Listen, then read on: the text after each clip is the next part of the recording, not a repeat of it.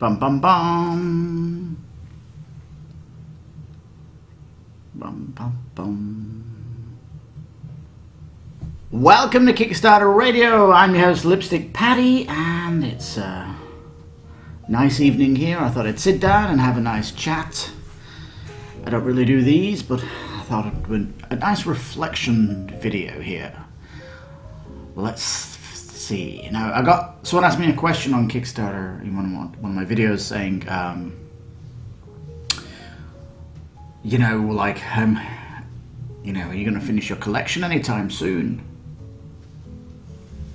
Well, there's those out there that they say are collectors, and there's those out there that say they are players. And for me, I'm definitely a player. I buy games to play, not to collect. And I do definitely think I'm coming to the end of my collection for sure. I'm coming around.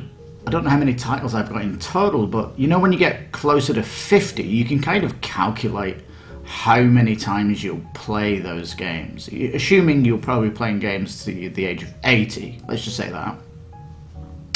So you can basically channel 30 years, divide that up by weeks. I mean, you can even look at some games that only get played at Christmas because they are super long games, 6 hours plus, that only get played at these times of year, and then you can calculate, I'm only going to get 30 plays out of these. So, you start to get to a point where you're going to be at crisis point, that if I start getting any more, then I'm going to, sacrifice the other games. I won't be playing them as much if my collection keeps getting bigger. So I guess for me, I've said that, I feel like I'm getting an amazing collection. I want to play all my games. I want to make sure I'm getting as much love for them. I'm not getting bored of any of my games. I love them. They've been beautifully collected, you might say, because of research, and I knew I would love these games. It's like my retail game of the year, Cape Europe, that I got on Christmas for myself. That looks so good, and this is how I feel. But there's a massive Kickstarter coming out, the Sanko Cushion, which is going to be a massive Kickstarter, rumoured to come out in the first quarter on Kickstarter 2023. And that could be my last Kickstarter that I pledge for, because it's so big. It would be like a fantastic send-off for the last Kickstarter was Sanko Cushion, right? But having said that, it's not like I'm going to walk away from Kickstarter. I do like looking at stuff coming out, and I would still do videos, of course. And there's then going to be like sequels to games that I want. For example, Vampire the Masquerade Chapters, that is definitely probably going to have a sequel in another city. I'll definitely want that. So any kind of expansion content to the games that I have, I'm definitely going to want to pick them up. But just the so exciting games that I've still got, I'm waiting on. I've got like 20 amazing games coming on late pledge. Just absolutely incredible. And I feel so happy and blessed that I've got all these titles coming. And, I don't really have time or effort to kind of paint my miniatures or anything like that, but I do want to turn to that hobby. When I was younger, I would buy army planes from the Airfix line, and I would paint them up, hang them in my room. I loved painting helicopters, things like this, and loved it. Any kind of super and incredible stealth plane that the US Army had. The B-52 bomber was an incredible thing, all this stuff. So, it is returning to something that I loved, and I can't wait to paint them and get on with all that. I've got loads of miniatures and stuff that I want to get on and paint up and all that good stuff. And, when I got Everdell and I had to, recently got Everdell, the complete collection, and I was putting stickers on everything. that was felt like, you know, you're pimping this game out to the max here. So, you know, if you've not seen my what retail game did I pick up this year, I did mention that I bought stickers for Whistle Mountain and Dinosaur Island Kickstarter and the expansion for Dinosaur Island, so I can actually sticker up my miniatures. But you know, it's like if you're going from backing to this, back into that, back into this, you're not maybe doing as much detail as you would put into these games. Like, you know, I've only finally got round to putting stickers on Dinosaur Island. Like, when did I kickstart that? It was a few years ago, and I've not got round to doing it. So almost I felt like some of my Kickstarters that I backed, that I have here, have I not put as much polish as them? Can they be pimped out? Because potentially yes. And if you're just backing Kickstarters all the time, you don't kind of turn around to your collection and think, is there anything I can do with these Kickstarters? So I do think it's coming. I don't think when you finish your collection, you need to add to it, because you're turning towards that collection and you're doing stuff for it, right? Painting minis, getting stickers for this, upgrading any components you think Etsy are doing better, etc. And I do have a certain amount of retail games that I've got also that I potentially could shine more a light on and pimp them out too, because, you know, for Cape of Europe, the sleeves arrived for that today, and I'm still waiting for the retail box from the USA coming with the coins. So as soon as that retail game comes in, it's going to get coins, it's going to get sleeved, and I'll wait for the playmat to come to Amazon so that I can ship it to Mexico. So I'm pimping them out as close to the Kickstarter as I could do. And that's how I want to treat every game. For example, Everdell Complete Collection, I've sleeved 300 sleeves. I ordered 500, but the guy I bought them from on Amazon USA, he only shipped 300, and he shipped 200 late, and they literally came in today the same time as my Cape of Europe sleeves come in. So I'll probably sleeve up Everdell tomorrow, but that's been hanging for like a couple of weeks now. I've not played Everdell because of I don't want to play it without sleeving everything, and I'll probably sleeve it and get it played next week. So I'm kind of making sure everything's pimped out to the max. And yeah, you know, some of these Kickstarters that I have that I've yet to sleeve, for example, Tainted Grail, that bloody thing has an enormous amount of sleeves. That's going to be very expensive. In fact, it's probably equal to kickstarting a Kickstarter, the price of sleeving that thing up. And it's like, oh my goodness, my favourite retail game, Talisman, not sleeved that up. That will need doing. That's going to take an enormous amount of sleeves to do that. And so yeah, there's all this exciting things that I can do with my collection, which I'll love to do. And like I said, I'll still be looking at Kickstarter because there will be certain things, and maybe it gets to the point where I just $1 pledge 5 games in the year, and then wait and fully back one of them, like I'm doing with retail. I've got to the point in retail now where I shortlist throughout the year and then pick one in December.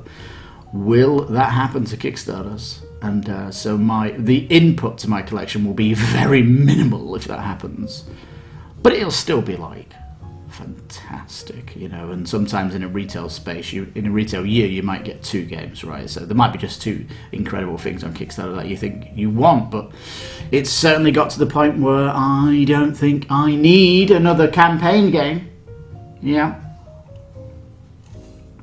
I don't need another game that's got so many hours of content. I mean, I'm going to have Frosthaven soon, and I think Frosthaven's going to have another game in it. It's a part of a trilogy, isn't it? So, you know, I mean, it's not like I'm not going to pick that up. Like I said, any kind of expansion content it breaks the rule.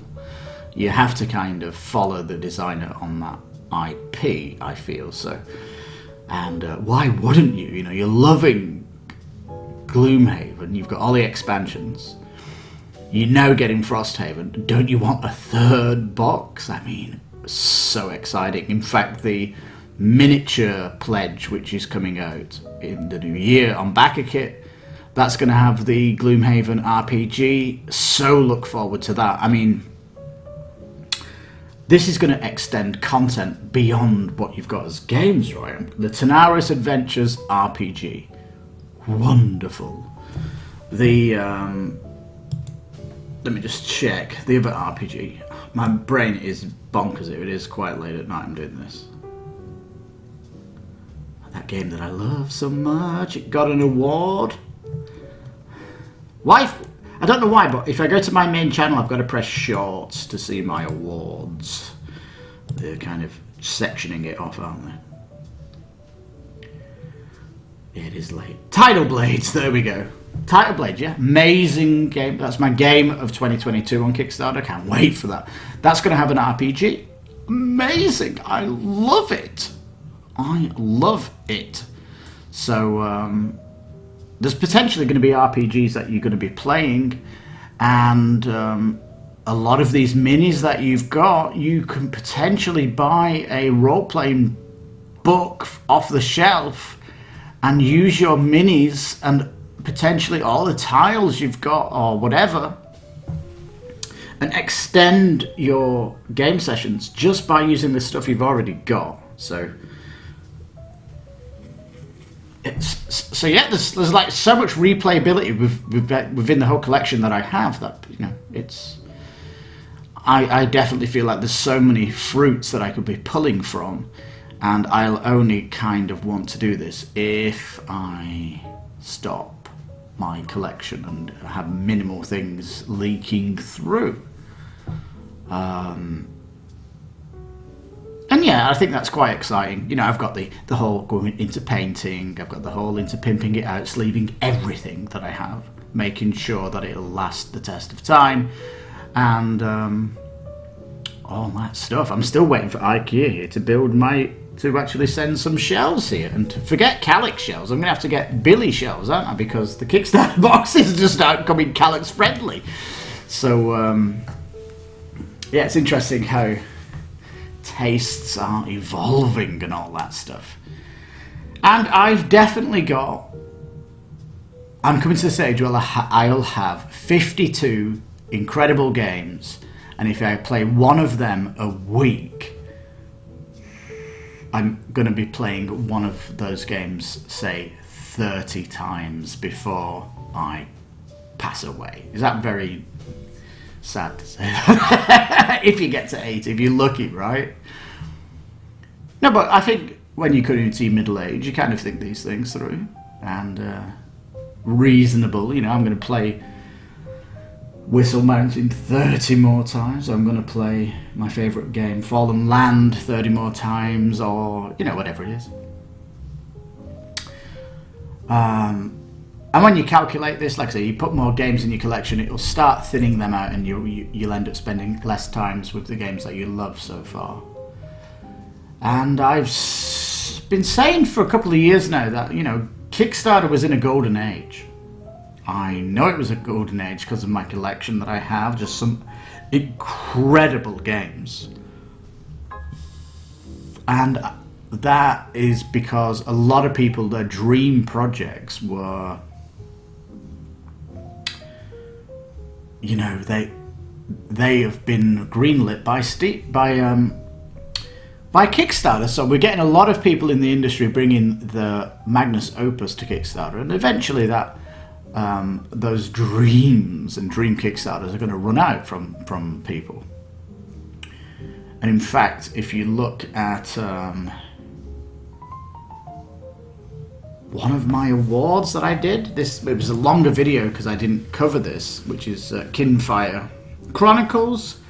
That was a developer that was stuck in retail with Fancy Flight. He only produced this when he left Fancy Flight and designed this Magnus Opus of Kinfire Chronicles. So, you know, I think that is what's going to be a nice surprise in the new year is potentially we've got people coming out of the retail space and designing their dream game that the publishing house they were working for didn't really have the ambition for it, or something like this. So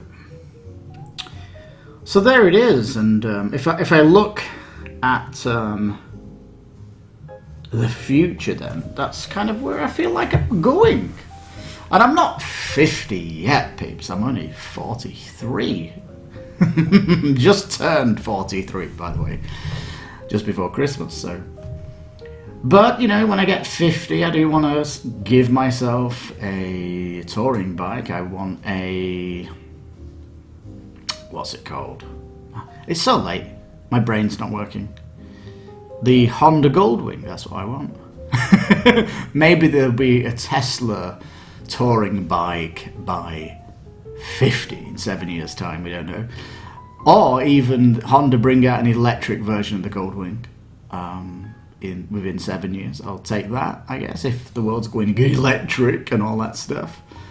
And I want to tour around and take my wife on tours around Mexico, go up to the United States, go into California, and stuff like that. And if I'm doing that, I'll take my travel games around, get some amazing travel games in my collection. So yeah, phenomenal.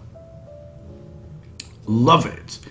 And especially Dark Venture, that best indie game of 2022 on Kickstarter, which is the second Kickstarter of that game. Just amazing small box game. You'd have to play that on the floor though, in the hotel, or on the bed, because it gets quite a footprint on that. Small box but huge footprint. So yeah, it's not like you are going to be gaming less, you're going to be gaming the same.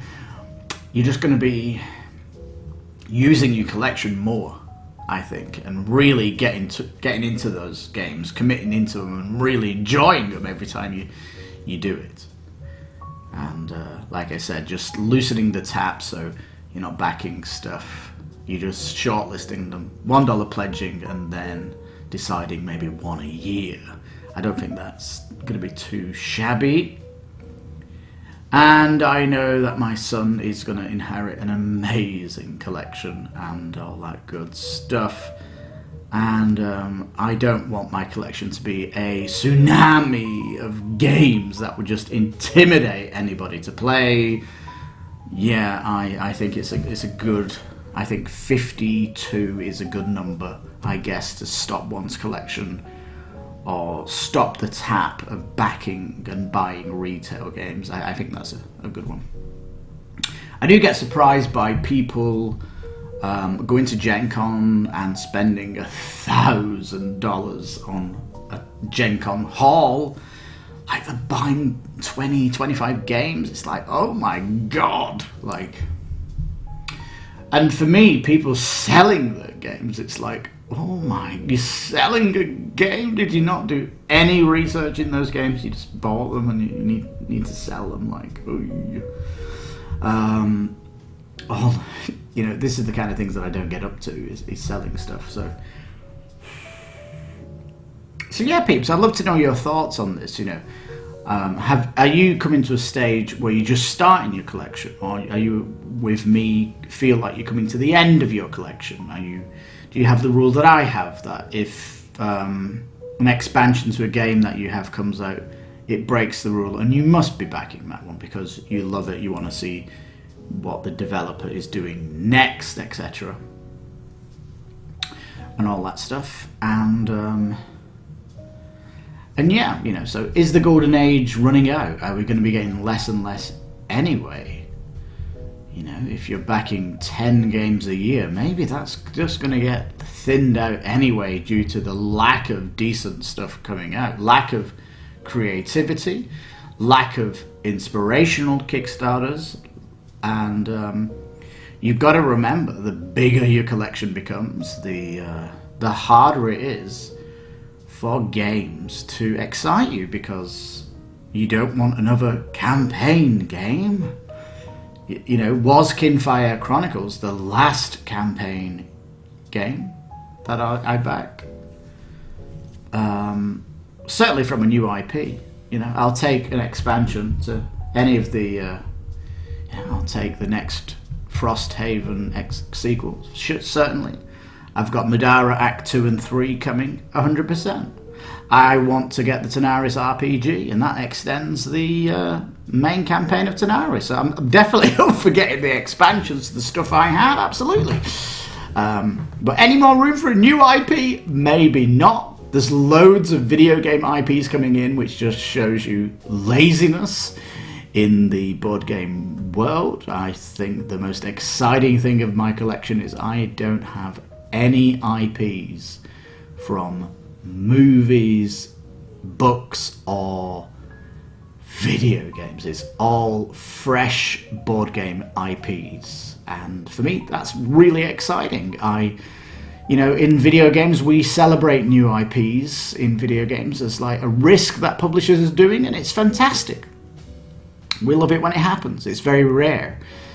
And is video games going to be doing it? Because it does seem like they want to get an IP just because it gets more people interested in it. Although that certainly didn't happen with Far Cry. Yeah, in 2022. Still can't believe that didn't pass its goals. Quite a disappointing one, that Far Cry. And that was probably going to be my first IP game, and it didn't even get back. So, the irony of these things. And, I might not back it when it comes back on Kickstarter because I may have hit my 52. So there is that. But at the end of the day, we, us that are not collectors, we have a finite end, don't we? And it's definitely coming close to me. And if I'm going to save up and get a Honda Goldwing, I definitely need to close the tab on Kickstarter and just turn my attention to my board games and give them the love that they deserve, and love that will not just be shared with me, but when it gets passed on to my son, anyone who plays it with, they're going to have my son will say that this is my dad's legacy of pimping out all his board games, so that anyone who played them can feel the historical value that Kickstarter had on the board game industry during the golden age around the 2020. It's like 2017 to 2022, isn't it? That 5 years of golden age of Kickstarter. And we can see this with lots of reprints coming to Kickstarter, and yeah, we'll just have to see, won't we? Is 2023 going to be a year of malaise, lack of creativity, or is it going to continue with a relentless whatnot? But part of me thinks maybe 2023 is going to be a good year, because maybe the COVID time did delay projects, and if that's so, we may still get some good stuff in 2023, but I think we are getting close to the end of a golden age of crowdfunding games anyhow, and it's been fantastic being part of this experience and backing all these games and all that good stuff. But I'll tell you now, for the channel, I'm still passionate about these games, and I'll still cover the projects. I love covering projects and trying to critique these. I know the devs, when I do videos, do contact me. They appreciate the critique. So, there is value there for someone out there and all that good stuff. And I do enjoy making the video. I don't have friends where I can talk to excitedly about a Kickstarter. Oh, you've got to see this Kickstarter. Like, they're just not interested in backing Kickstarter games. So that's where I come to the YouTubes, and I can share my enthusiasm with my viewers. And that's the bread and butter of the channel, and I'm nearing 900 subscribers that appreciate my editorial on the project, so all that good stuff. Anyway, whatever happens in the new year, I wish everybody a happy new year. This is going to be going out on the 31st and all that stuff. And if you've not seen my awards, just click the shorts from the homepage of my channel, because they've put all the shorts in their own individual sections. So there's videos and shorts. So all that good stuff. So peeps, thank you so much for listening. If you got to the end, please put a comment down below and give the video a thumbs up for the algorithm and all that. This has been my thoughts on Kickstarter, predictions you might say, and predictions of my own behaviour and all this good stuff. So thank you so much for listening, and this has been PC Gamer Radio 102.4. I've been your host, Lipstickpaddy. You take care, stay safe, and bye-bye for now.